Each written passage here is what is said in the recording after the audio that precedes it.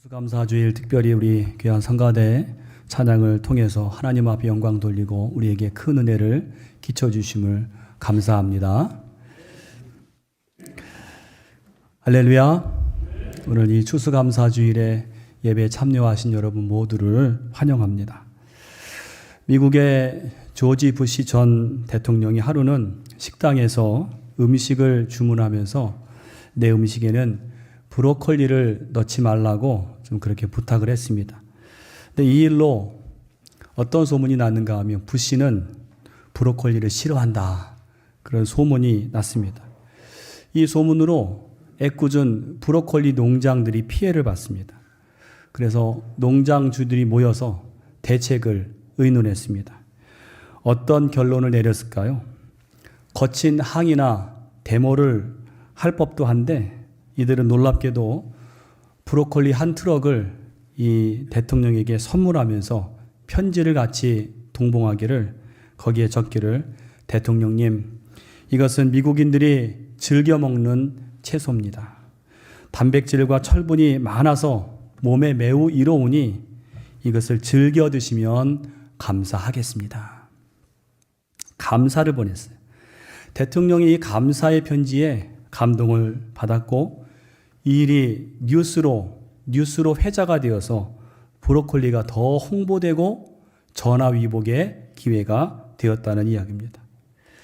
여러분, 우리 공동체가 사는 비결은요, 원망과 불평이 아니라 감사합니다. 남을 원망하고 불평하면 남만 안 되는 게 아니라 나도 안 되고 함께 망하지만 반대로 감사는 상대방을 살리고 또 나도 살고 모두가 사는 것입니다. 그러므로 우리는 다 감사의 사람이 되어야 할 줄로 믿습니다.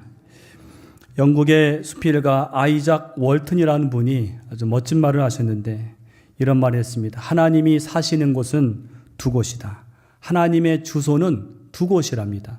하나는 하늘나라이고 다른 하나는 감사하는 마음이다. 감사하는 마음이 하나님의 주소라는 거예요. 여러분, 오늘 이 자리에 하나님이 함께 하시기를 원합니다. 여러분의 가정과 여러분의 삶에도 하나님이 임하시기를 원합니다. 근데 그러기 위해서는 우리 마음이 먼저 감사의 마음이 되어야 된다는 거예요. 감사의 마음에 하나님이 임하시는 거예요. 오늘 우리가 함께 생각해 볼 것은 한 가지는 뭐냐면 이 감사에는 차원이 있습니다. 어떤 차원이 있느냐? 세 가지 차원이 있는데 하나는 마지못해 하는 감사가 있어요. 억지로 하는 감사죠. 감사 주일이니까 감사해야 되나? 또 두 번째는 평범한 감사입니다. 평범한 감사. 감사하기는 한데 기쁨이나 감동까지는 아니에요. 그냥 보통 감사합니다. 형식적인 감사지요. 마지막 세 번째는 주체할 수 없이 흘러넘치는 감사가 있어요. 이러한 감사는 내 의지로 감사하는 게 아니라 막 감사가 되는 거죠. 흘러넘치는 거죠. 오늘 여러분 우리가 하나님 앞에 감사할 때 이왕이면 이런 흘러넘치는 감사가 되시기를 축원합니다. 성경에 보면 이런 예가 많이 있습니다. 그 대표적인 예가 마가복음 14장에 예수님께 향유를 부어드린 여인의 이야기입니다. 이 여인이 드린 향유는 성경을 보니까 나드 한 옥합이다. 나드는 귀한 향유입니다. 근데 그게 한 옥합이라고 하는 것은 노동자의 1년 품삯, 연봉에 해당하는 아주 값비싸고 귀한 향유입니다. 그런데 여인이 어떻게 했습니까? 그 향유 옥합을 깨뜨렸어요. 그리고 예수님의 머리에 부었습니다. 그러다 사람들 사이에 난리가 났죠. 이 귀한 걸 어떻게 이처럼 허비할 수 있느냐? 막 비난했습니다. 여러분, 여인이 이 허비라는 비난을 받으면서까지 이렇게 왜 이런 행동을 했을까요? 바로 그 마음에 자기가 주체할 수 없는 감사와 감격이 있었어요. 그 예수님으로부터 사랑을 받고 보니까, 그 예수님으로부터 구원을 받고 보니까 그 마음이, 그 감사한 마음이 내가 어찌할 수 없는 그 마음의 표현으로 그렇게 한 것입니다. 예수님도 그 여인에게 저가 내게 좋은 일을 하였다라고 칭찬을 하셨습니다. 오늘 우리가 읽은 이 본문도 다름 아닌 가슴 벅찬 감사의 내용입니다. 여러분 3절 보시면 바울은 찬송하리로다 라고 시작을 합니다. 여러분 찬송이 무엇입니까? 찬송은 곧 감사입니다. 감사. 여러분 원문에 보면 이 3절에 찬송하리로다 라고 시작된 문장이 원문에 보니까 14절까지 통으로 한 문장이에요. 3절부터 14절까지가 끊어지지 않고 한 문장이라는 거예요. 이 말은요, 오늘 사도 바울이 너무나 감격하고 가슴 벅찬 나머지 거침없이 쉬지 않고 그 감사와 감격을 써 내려갔다는 이야기입니다. 그래서 어떤 성경학자는 이 바울의 감사는 계속 떨어지는 폭포수와 같다, 그렇게 얘기하고, 어떤 학자는 이 바울의 감사는 산을 굴러 내려오는 눈덩이가 점점 부피가 커지는 것 같은 그런 감사가 여기 나와 있다. 한마디로 바울은 숨가쁠 정도로 이 감사와 찬송을 써 내려간 것입니다. 여러분 이것을 알고 나중에 이 에베소서 이 1장 3절로 14절을 한번 큰 소리로 읽어보세요. 큰 은혜가 됩니다. 오늘 저는 도대체 이 바울의 이 벅찬 감사가 어디서 나왔을까? 그게 궁금하더라고요. 왜냐하면 이 에베소서를 기록할 당시에 바울은 감사할 처지가 아니에요. 감격할 게 없습니다. 무슨 말인가 하면 지금 그가 있는 곳이, 이 편지를 적은 곳이 어디냐면 차디차고 냄새나고 고통스러운 감옥 안에서 이 편지를 쓴 거예요. 여러분 감옥 안에서 무슨 감사거리가 있겠어요? 그 고통 중에 무슨 감격할 거리가 있겠습니까? 그런데 오늘 바울은 그냥 감사 정도가 아니라 막 주체할 수 없을 정도로 감사와 감격을 여기에 적어놓고 있는 것입니다. 여러분 도대체 이 바울은 뭐가 그렇게 감사했을까요? 3절에 보면 그 답이 나옵니다. 3절에 찬송하리로다 하나님 곧 우리 주 예수 그리스도의 아버지께서 그리스도 안에서 하늘에 속한 모든 신령한 복을 우리에게 주셨다. 여러분 오늘 바울은 놀라운 복을 소개하는데 그게 뭐냐면 하늘에 속한 신령한 복이다. 저는 바라기는 이 자리에 계신 여러분 모두가 이 하늘에 속한 신령한 복을 모르지 않으시기를 축원합니다. 여러분 이 하늘에 속한 신령한 복을 소유한 사람들이 되시기를 간절히 축원합니다. 오늘 저는 가슴 벅찬 감사의 세 가지 이유를 오늘 사도 바울의 말씀을 통해서 함께 나누기를 원합니다. 첫 번째 은혜는요, 하나님의 택하심을 받은 은혜입니다. 그것이 가슴 벅찬 감사의 첫 번째 이유예요. 나를 택해 주신 은혜. 여러분 우리가 살다가 정말 기쁘고 감사한 순간이 언젠가 하면 내가 뭔가에 선택이 될 때, 내가 택함을 받을 때입니다. 특별히 내가 정말 될 만하지 않은데, 정말 내가 봐도 내가 될 만하지 않은데 선택이 되는 경우가 있어요. 정말 그때는 감당할 수 없는 기쁨이 넘치죠. 여러 해 전에 한 야구 선수가, 프로야구 선수가 나이가 40이 되고 실력이 떨어지니까 팀에서 방출되었어요. 여러분 이게 얼마나 낙심이 되고 비참한 일입니까? 이젠 더 이상 쓸모없다고 버려진 거나 마찬가지입니다. 그런데 그랬던 그 선수를 한 유명한 야구 감독이 그를 영입을 했어요. 다른 팀에서 쓸모없다고 방출한 그 선수를 이 감독이 영입을 했어요. 그러니까 이 선수가 너무나 황송하고 그게 감격이 되는 거예요. 다시는 선수로 부름을 받을 수 없다고 생각했는데 그 유명한 감독님이 전화를 걸어서 오라고, 우리 팀에 당신이 필요하다고 이렇게 얘기하니까 지체하지 않고 이건 너무 감사하다. 예, 감독님. 그렇게 하겠습니다. 그리고 응답만 한 게 아니라 이가 뭐라고 각오를 다지는가? 감독님, 제가 정말 열심히 할 겁니다. 어떤 지옥 훈련도 다 감당할 것입니다. 젊은 선수들 못지않게 나를 불사를 것입니다. 그럼 무엇입니까? 갈 것 없는 나를 불러주었다는 사실, 나를 택해 주었다는 그 사실에 그냥 감사가 아니라 안에서 막 솟구치는, 넘쳐나는, 흘러넘치는 그런 감사와 감격이라는 거죠. 여러분, 이게 바로 택함 받은 사람의 감격이에요. 그러면 오늘 저와 여러분은 어떤 사람들이었죠? 우리가 하나님을 모르기 전에, 구원받기 전에 우리는 어떤 사람들이었습니까? 우리는 죄로 죽었던, 소망이 없던 자들이었어요. 그게 원래 우리였다는 것입니다.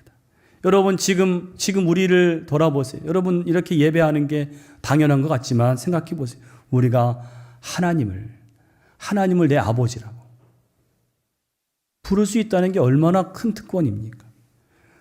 우리가 어떻게 우리가 성도로 부르심을 받았을까요? 성도, 거룩한 무리. 어떻게 성도로 부르심을 받았을까요? 우리가 무슨 자격이 있었어요? 바로 하나님이 먼저 우리를 택해 주신 줄로 믿습니다. 프로야구팀에서 쓸모없다고 방출된 그 선수보다 더 소망이 없고 더 비참했던 우리였지만은 하나님이 이 세상 가운데서 나를 불러주셨어요. 그리고 천국 백성을 삼아 주신 것입니다. 이게 감사한 거라고요. 여러분, 바로 4절이 그런 얘기입니다. 4절 말씀 보세요. 곧 창세전에 그리스도 안에서 우리를 택하사 우리로 사랑 안에서 그 앞에 거룩하고 흠이 없게 하시려고. 여러분, 여기에 하나님이 창세전에 우리를 택하셨다는 거예요. 여러분, 창세전이 뭐예요? 이 세상이 창조되기 전에 까마득하죠.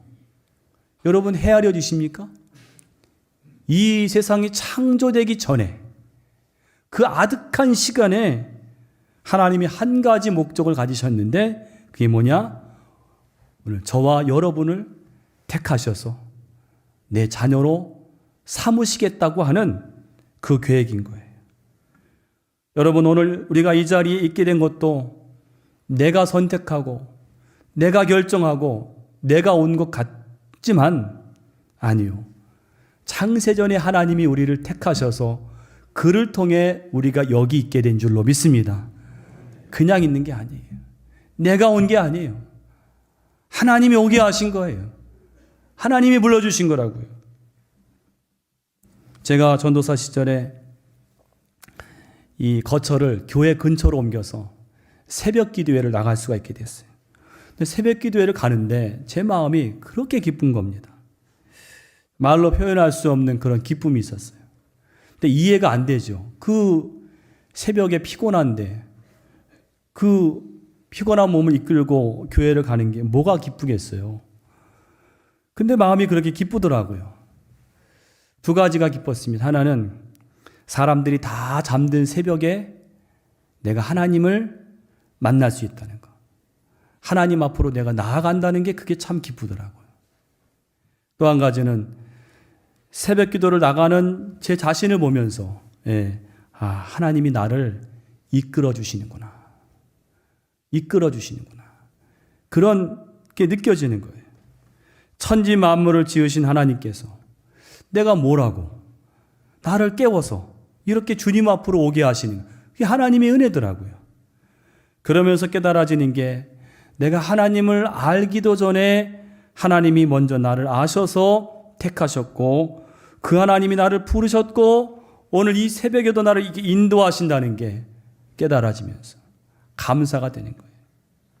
여러분, 오늘 하나님이 여러분을 이 자리에 부르신 줄로 믿습니다. 여러분, 우리가 이 예배하면서 감격이 없다면 그거는요, 내가 나왔기 때문에 감격이 없는 거예요. 내가 나오면 감격이 없어요. 하나님이 나를 부르셨다는 그 믿음이 있어야 돼요. 그러면 여러분, 찬송 한 구절을 불러도 감사가 되고 감격이 되는 거예요. 여러분, 하나님이 나를 먼저 택해 주시고 불러주신 사실에 감사하는 우리 모두가 되시기를 간절히 축원합니다. 두 번째로 죄사함을 받은 은혜예요. 죄사함 받은 은혜. 7절입니다. 7절 보세요. 우리는 그리스도 안에서 그의 은혜의 풍성함을 따라 그의 피로 말미암아 속량 곧 죄사함을 받았느니라. 여러분, 여기 우리를 뭐라고 합니까? 바울이 속량 곧 죄사함을 받은 존재다. 여러분, 이것이 우리 믿는 자의 사실은 가장 큰 감격의 이유예요. 여러분, 속량이라는 말은 구속이라는 말인데, 구속은요, 죄인을 이렇게 가둬두는 그 구속이 아니라, 여러분, 노예 시장에서 이 노예나 종의 이 몸값을 주고 내 소유로 삼는 것을 속량이라고 합니다. 속량. 특별히 어떤 일이 있었는가 하면 노예 시대에 아주 선량한 사람이 이 노예가 너무나 치근하고 불쌍한 거예요. 그러니까 이 노예 값을 지불하고 내 소유로 삼은 다음에 그 노예를 풀어주는 거예요. 자유인으로. 그걸 뭐라고 하는가 하면 속량한다. 속량했다. 그렇게 말합니다. 그런데 이 속량에서 중요한 게 뭐냐면 속량물입니다. 속량물. 속량물이 뭐냐면 노예를 풀어줄 때 돈을 주든 물건을 주든 뭔가를 주고 그를 사야 돼요. 그냥 주지 않죠. 돈을 주거나 물건을 주거나. 그걸 속량물이라고 하는데, 오늘 사도 바울이 왜 우리의 구원을, 저와 여러분이 받은 구원을 이 속량에 비유했는가? 바로 우리가, 여러분, 하나님을 모르기 전에 종이었다는 거예요. 노예였다는 거예요. 무엇의 종일까요? 죄의 종이었어요. 죄의 노예였습니다. 어떤 분들은 내가 언제 죄의 종이었고 죄의 노예였는가? 라고 생각할 수 있지만은, 여러분, 죄의 종이 다른 게 아니에요. 죄가 원하는 대로 사는 게 죄의 종인 거예요. 여러분, 우리 그럴 때 많지 않습니까? 그랬던 우리 주님이 속량하기를 바라셨어요. 속량. 우리를 속량하기 바라셨어요. 죄의 종이었던 우리를 속량하시기 위해서 여러분, 여기에 하나님께서 속량물로 내어주신 게 있어요. 그게 뭘까요? 바로 당신의 하나밖에 없는 아들을 그 속량물로 내어주신 거예요. 이 독생자를 가져가고 그리고 우리를 사신 거예요. 하나님의 하나밖에 없는 그 예수님, 외아들 예수님을 속량물로 내어주시고 우리가 주님의 자녀가 된 거라고요. 여러분, 이 사실을 알고 어떻게 가슴 벅차지 않을 수가 있겠습니까? 여러분, 아무리 사람을 사랑한다 해도 자기 아들을 내어주는 아버지가 어디 있겠습니까? 그런 아버지는 이 세상에 없습니다. 아버지란 존재가 어떻게 아들을 포기하고 다른 거를 얻을 수가 있겠어요? 세상에 그런 아버지가 있다면 그런 아버지는 정신 나간 아버지죠. 그런데 하나님은 그런 정신 나간 아버지를 자처하셨어요. 다시 말해 아들이신 예수님을 이 땅에 보내주시고 마지막에 십자가에 죽게 하셨어요. 여러분, 십자가에 죽게 하신 게 뭡니까? 우리를 위해 속량물로 내어주신 거예요. 오늘 우리가 죄의 종으로 살아가는 것을 참아 보실 수 없기 때문에 아들을 속량물로 내어주시고 우리를 자유하게 하신 것입니다. 여러분, 정말 은혜 아닙니까? 정말 은혜 아닙니까? 오늘 바울이 그 은혜를 가슴 벅차게 찬양을 하네. 그의 피로 말미암아 속량 곧 죄사함을 우리가 받았다. 가슴 벅찬 감사한 거예요. 오늘 우리 안에 이 감사가 넘치시기를 간절히 축원합니다. 마지막 세 번째로, 성령이 내 마음에 오신 은혜예요.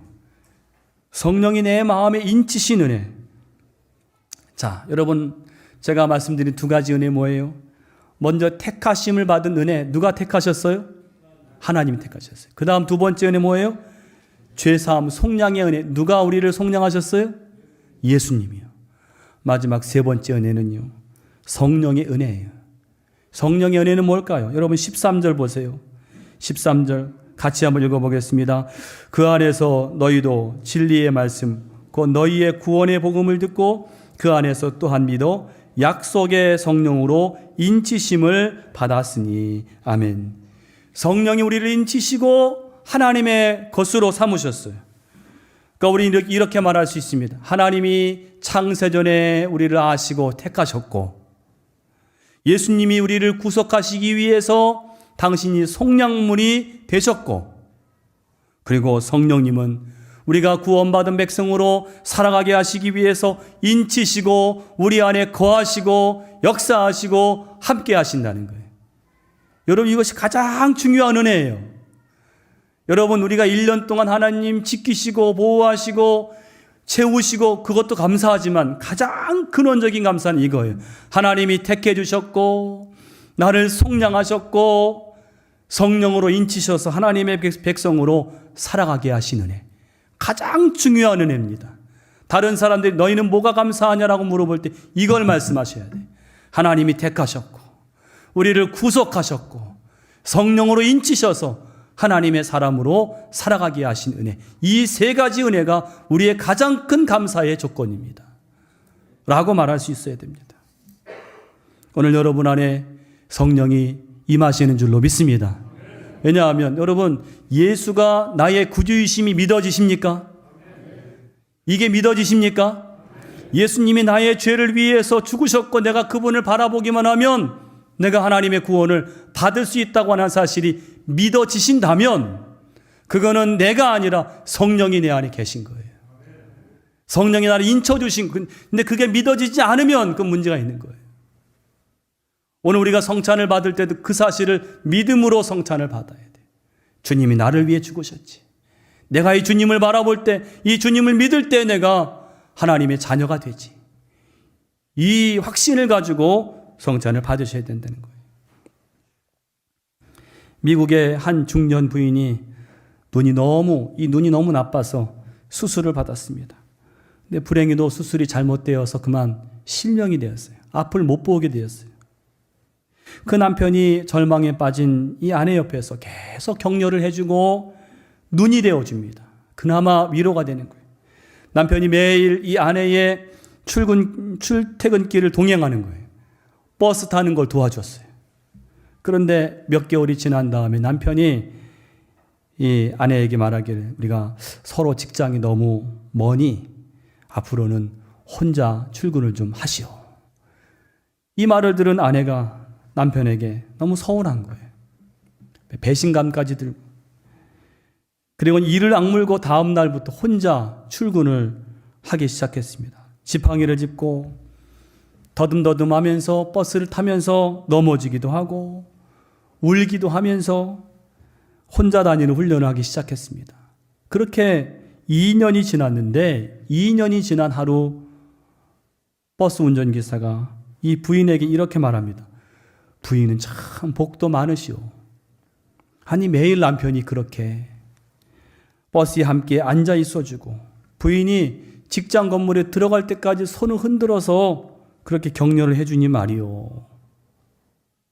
2년간 자기 혼자 다니는 줄 알았는데 그 남편이 아무 말 없이 묵묵히 그 옆에 꼭 붙어서 있었다는 얘기예요. 그 남편을 생각하여 이 부인이 눈물이 왈칵 나는 거예요. 여러분, 우리가 어떤 존재입니까? 맹인처럼 이 험한 세상에서 한 치 앞도 알 수 없는 이 부인처럼 살아가는 우리 존재들인데 여러분, 오늘 우리 안에 누가 계시느냐? 성령이 계시고 성령이 우리와 함께 하시는 줄로 믿습니다. 하나님의 자녀를 인쳐주시고 너는 내 것이라. 여러분, 그 하나님이 우리와 동행하시는 줄로 믿습니다. 이것이 감사의 근원적인 벅찬 감사의 세 가지 이유를 꼭 기억하셔서 여러분 감사함으로 축복의 삶을 살아가시기를 간절히 축원합니다. 기도하시겠습니다. 하나님, 은혜와 사랑을 감사합니다. 오늘 우리가 감사한 것뿐입니다. 그런데 감사한 것은 하나님 나를 택하시고 우리를 구속하시기 위해 아들을 속량물로 내어주시고 성령으로 인쳐주셔서 오늘 우리와 동행하신 그 은혜 생각하면서 이 추수감사주일에 하나님 앞에 가슴 벅찬 솟아오르는 감사를 드리게 하여 주시옵소서. 예수님의 이름으로 기도하옵나이다. 아멘.